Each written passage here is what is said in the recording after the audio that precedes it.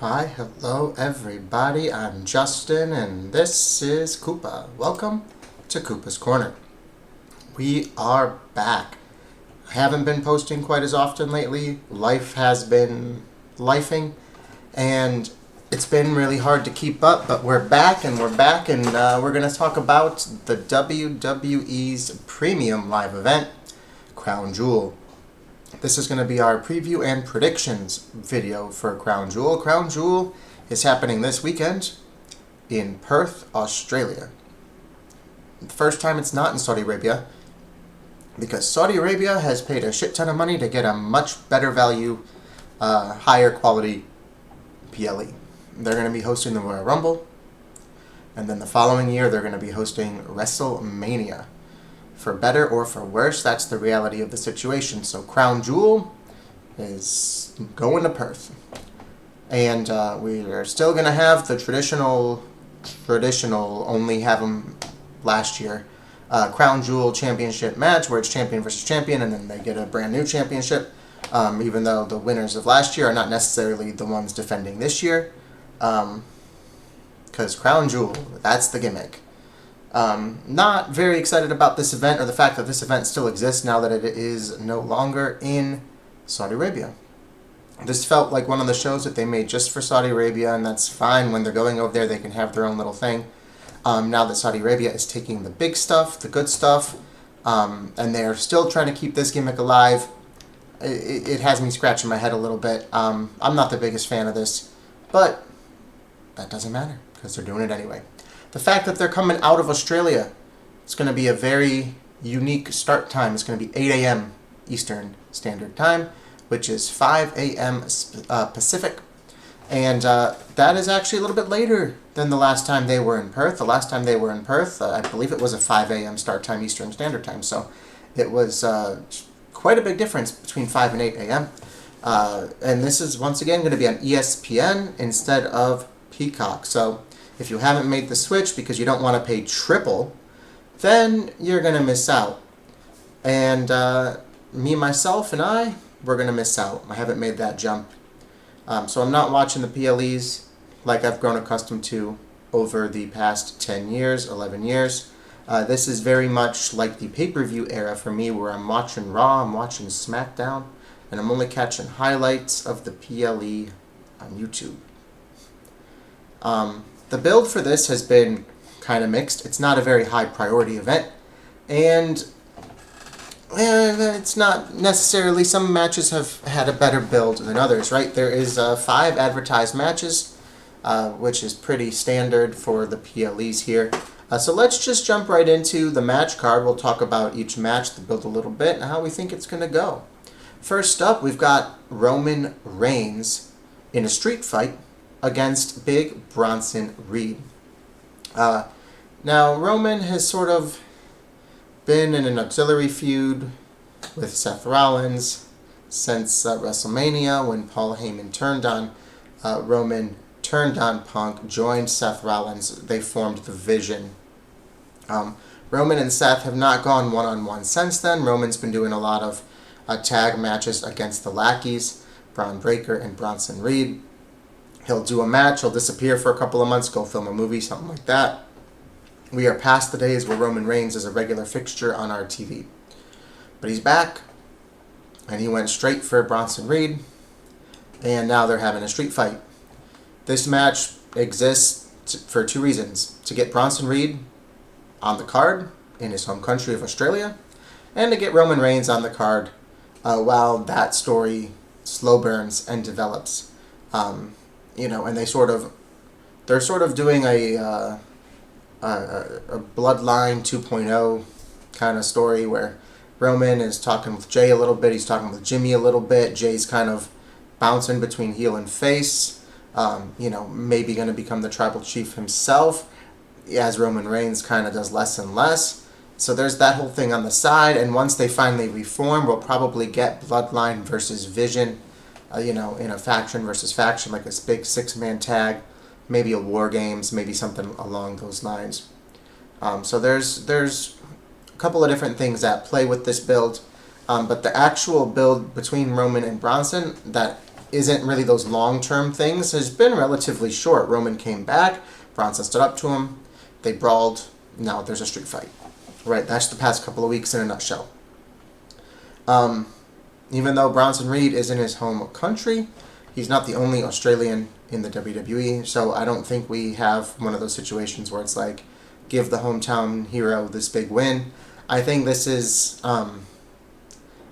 Roman Reigns all the way. How do you get to Seth Rollins, the head of the faction, if you don't go through the lackeys, right? If you're losing to the lackeys, you have no claim to face the head of the faction. So he's got to go through Bronson Reed pretty easily. He's got to go through Braun Breaker pretty easily. He's got to keep doing that until they finally set up Roman versus Seth, right? That's just logical storytelling. If you can't beat the minions, you don't get to fight the boss. It is what it is. It's a street fight. It should be entertaining. Roman's great. Bronson's pretty good. And there's probably a pretty solid way to open the night. If it's the first match, I think it might be. But we'll see. TBD. Next up is Stephanie Vaquer versus Tiffany Stratton in a Crown Jewel championship match. Champion versus champion. Last year was Liv Morgan and Nia Jax, and Liv Morgan won and became the first women's Crown Jewel champion.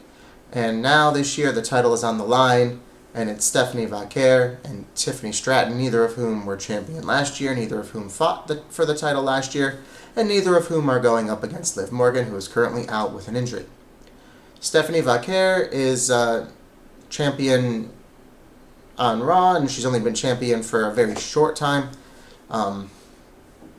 winning the title after Naomi vacated it for her pregnancy. And, that match was supposed to happen, and they skipped the PLE, and they set up for the next event Stephanie Vaquer to face a new number one contender. It ended up being Io Sky, and she won the title. She's only had the championship for a very short while. She hasn't really had much of a chance to defend it or establish herself. I like Stephanie Vaquer. I think she's got a lot of upside. She's resonating with the fans. I think that she still seems a little uncomfortable. She hasn't fully come out of her shell yet. She's not showing sort of that very open charisma, right? Maybe part of that comes with, struggling with English a little bit. You can tell she's very rapidly improving. And I hope that she gets a couple of matches under her belt as champion, a couple of big wins, and she starts to loosen up a little bit. Maybe engage in a little bit more in-depth story, because even her build to winning the championship, it was very bare bones, right?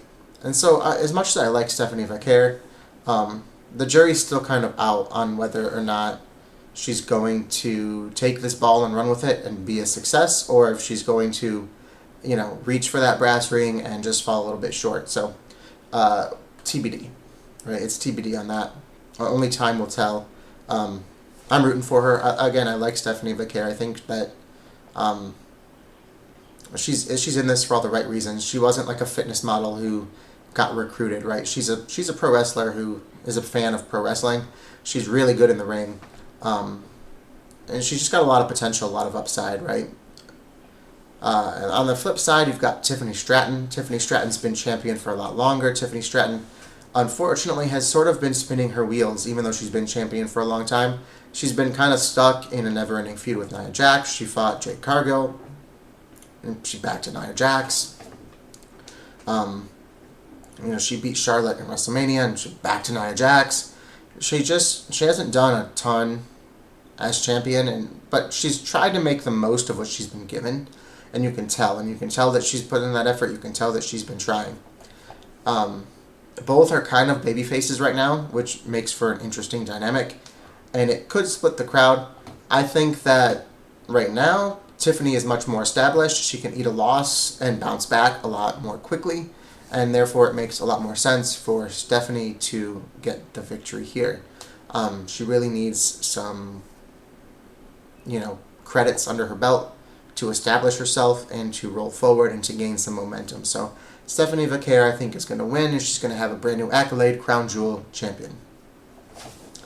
We also are going to see Rhea Ripley and Io Sky teaming up against the Kabuki Warriors. This match has had a lot of build. These women have been the central focus of Monday Night Raw for some time now. And there's the whole, there's a whole history here of Rhea and Io going up against each other, wanting the triple threat match at WrestleMania, where they were kind of ignoring Io, and then Io winning and kind of earning that respect, and then there was some more back and forth with Rhea and Io. They became friends, and the Kabuki Warriors got jealous, and they didn't want Io to be friends with Rhea, so then they were like, okay, well, let's keep our distance, and then the Kabuki Warriors were sort of attacking Rhea, and then Io tried to kind of stop it. Hey, we're not friends, just let her be.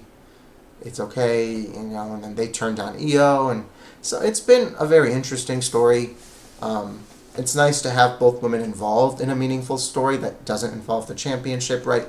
When you have women who have been really central to the championship storyline for a long time, it's very easy to, once they move away from that title, for them to sort of fall off a little bit, for them to sort of get a little bit less creatively, be given a little bit less creatively. They don't have necessarily storylines all the time going on. You see it frequently, many examples of it, and Rhea is too big of a star. She's too important to the brand for that to happen. So they found a really meaningful story for her, and Io has so much upside. She's so talented, and Triple H is a huge fan. She's one of Triple H's gals, right? So she's constantly involved in a very meaningful story as well. So it's nice to see. This is going to be a fun match with not really anything at stake. And you also have the fact that Rhea Ripley is Australian, back in her home country, right, where we're not going to get that hometown hero big win from Bronson Reed. We are going to probably get it from Rhea Ripley because she is the much bigger star, and a big win for Rhea Ripley in Australia is just going to resonate through the TV. The energy from the crowd is going to resonate through the TV. Excuse me. And so it's just a chance for these women to go out there, show what they can do, have a little bit of fun, and make the crowd happy. And so it should be pretty decent that way. Next up, it's going to be John Cena and AJ Styles. I'm not really sure how this match came to be. They just sort of announced it. But AJ has been involved with Dominic Mysterio. And then even after they announced this, he's mostly been involved with Dominic Mysterio and El Grande Americano and Dragon Lee. And he's really had very, very little to do with John Cena. This match exists. I don't know why it exists, but it does exist. These two have a history, and now that we're in John Cena's final year, we wasted half the year on that really stupid heel turn. We're just trying to get some of these greatest hits in, let John Cena revisit some of his classic rivals, and I think that's really the reason why we're going to get this match. There's really nothing at stake. There's really no story built to it. It's just, hey, one last chance to see AJ and John Cena tear it up. It would make sense for John Cena to win and kind of roll towards the grand finale of his final run of his story, right? We're down to single-digit appearances left. It's October. He's going to be retiring in December. We have 2 months. We have 6 appearances left, 7 appearances left by John Cena. So it makes sense for him to kind of get some momentum and roll into whatever his big final feud is going to be. On the flip side, he could take an L here. He could take an L because Dom came out and interfered, and AJ gets the DQ victory here. And then he could have some beef with Dom, and they could set that up for the IC title as his, kind of big final story. If he's going up against, somebody else planned for his big final story, a Lesnar again, or, hopefully not, but, something else, a Cody maybe again, which, again, hopefully not, kind of been there, done that this year.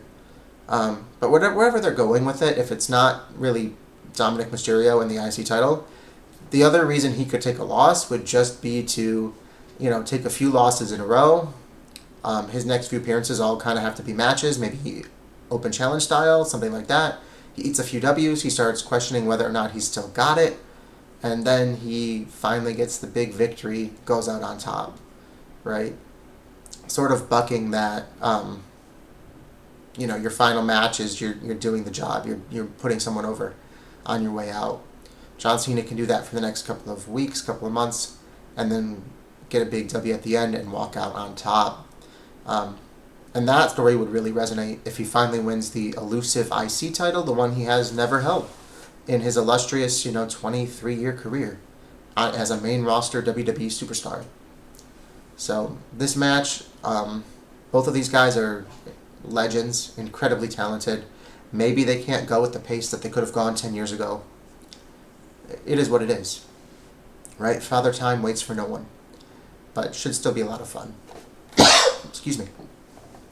And then finally, guys, we have Cody Rhodes and Seth Rollins for the Crown Jewel Championship.